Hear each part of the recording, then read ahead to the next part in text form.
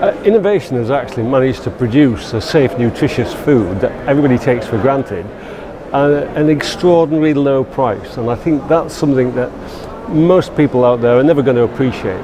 The way we take innovation constantly and then apply it in the field is what produces the food that's safe for them and available 24 hours a day without them even thinking about it.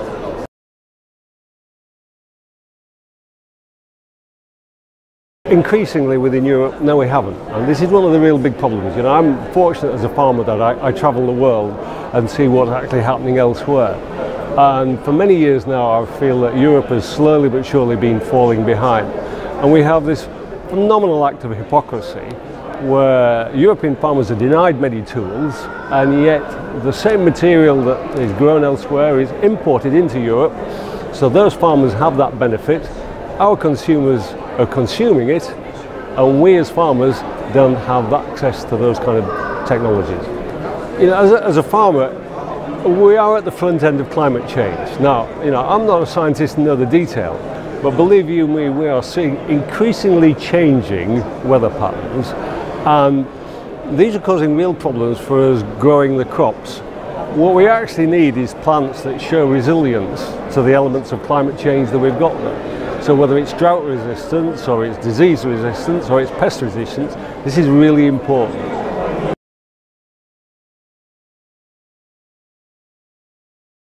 Without a shadow of a doubt, NGOs love this subject because it literally gives them the oxygen of existence, and they have absolutely no responsibility.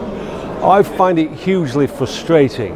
You know, I was involved as a UK trial grow of GM crops in the UK. I learnt more about the way the NGOs use the media than I did, to a certain extent, growing the crops. They come out of this with absolutely no responsibility whatsoever. And as a great example, we had a debate in front of cameras, and we had a plate of food that benefited from GM soya, and we had the usual nonsensical talk from the NGOs about this is going to kill you and it's going to destroy the planet. So then debate finished, cameras come down, and both the man from Greenpeace and the organic farmer started eating it. And I said, how come you're eating this food when you've just condemned it? Well, because we're hungry. And that in many ways sums up the farcical nature of all of this. You know, the reality is we need all these tools to feed people, and the NGOs should grow up and gain some kind of responsibility and actually work with us. It's really interesting. There's a good guy called Mark Linus. He speaks a lot of sense, and he did yet again at Oxford Farming Conference. If they just listen to him, they might learn a thing or two.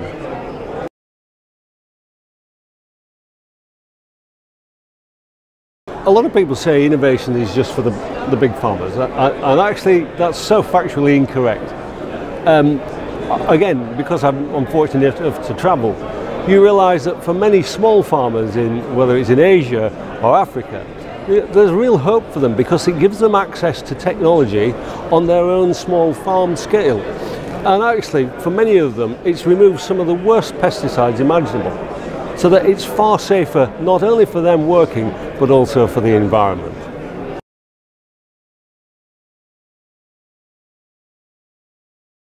I'm quite hopeful that actually Brexit's a big opportunity for UK farming. We've always been reasonably pro-science minded. We've had field trials, we've got trials going out into fields this year. I'm quite hopeful that actually, as we look to the wider world and we throw off the nonsense that comes out of Europe, we can actually start to see more development and more trials. Obviously everything's got to be properly proven and tested, but I think we have an open mind towards science, and farmers are certainly going to embrace it in the UK.